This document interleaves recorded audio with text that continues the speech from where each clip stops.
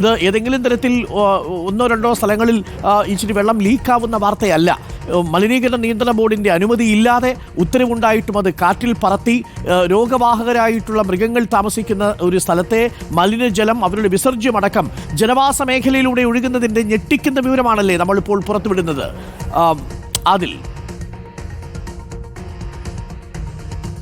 ഉറപ്പായും അരുൺകുമാർ, നമ്മളിവിടെ വരുമ്പോൾ അറിയാം, ഒരല്പസമയം ഇവിടെ നിന്നപ്പോൾ തന്നെ വലിയ അസ്വസ്ഥത നമുക്കുണ്ടാകുന്നുണ്ട്. അത്രമേൽ ദുർഗന്ധമാണ് ഈ കൈവഴിയിലൂടെ ഒഴുകി വരുന്നത്. ഞാൻ എൻ്റെ ഇടതുവശത്ത് കാണാം ആമയിഴഞ്ചാൻ തോടാണ്. ഇത് മഴയായതിനാലാണ് അല്പം കലക്കവെള്ളത്തിൽ വരുന്നത്. എന്നാൽ ഇപ്പുറത്തെ ഭാഗത്ത് നമ്മുടെ video journalist Vishnu M L കാണിച്ചു തരും. ഇപ്പുറത്തെ ഭാഗത്ത് ഇതാണ് ആമ്പഴഞ്ചാൻ തോടിലേക്ക് ഈ മലിനജലം, നഗരത്തിൽ നിന്ന് വരുന്ന മലിനജലം ചേരുന്ന ഭാഗം. ഇവിടെ പ്രദേശവാസികളുണ്ട്. ചേട്ടാ, ഇത് വലിയ ബുദ്ധിമുട്ടാണ് നിങ്ങൾക്ക്? ഇത് ബുദ്ധിമുട്ട്, വളരെ ബുദ്ധിമുട്ട് തന്നെയാണ്.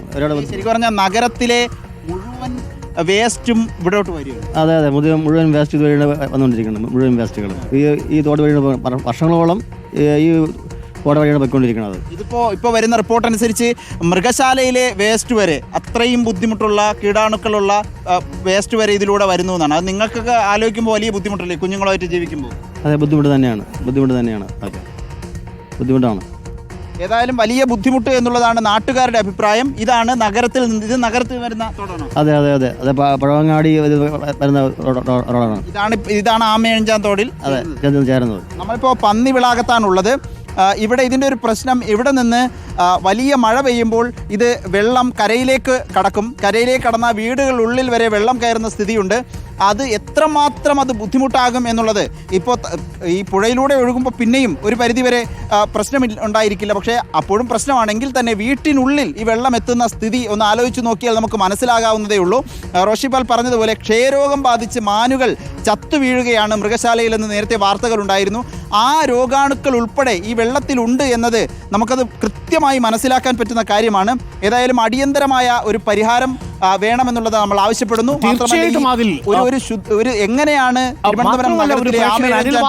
ഒരു പ്രേക്ഷകൻ എഴുതുന്നു, പൊറോട്ടയും കോഴിക്കറിയും വിൽക്കുന്ന ഹോട്ടലിന് പൊല്യൂഷൻ സർട്ടിഫിക്കറ്റ് ഇല്ലെങ്കിൽ, മലിനീകരണ നിയന്ത്രണ ബോർഡിന്റെ സർട്ടിഫിക്കറ്റ് ഇല്ലെന്ന പേരിൽ ആ ഹോട്ടൽ പൂട്ടും. തലസ്ഥാന നഗരിയിൽ കോർപ്പറേഷന്റെ മൂക്കിന്റെ തുമ്പത്ത് മലിനീകരണ നിയന്ത്രണ ബോർഡിന്റെ ഉത്തരവുകൾ കാറ്റിൽ പറത്തി ഒരു തരത്തിലുള്ള അനുമതിയും ഇല്ലാതെയാണ് മൃഗശാല പ്രവർത്തിച്ചുകൊണ്ടിരിക്കുന്നത് എന്ന ഞെട്ടിക്കുന്ന വിവരമാണ് നമ്മൾ ഇപ്പോൾ പുറത്തുവിടുന്നത്. സർക്കാരിൻ്റെ തന്നെ ഒരു വകുപ്പിലെ വളരെ പ്രധാനപ്പെട്ട ഒരു സ്ഥാപനം മലിനീകരണ നിയന്ത്രണ ബോർഡിന്റെ ഉത്തരവുകളും ചട്ടങ്ങളും പാലിക്കുന്നില്ല എന്നുള്ളത് ഞെട്ടിക്കുന്നതാണ്.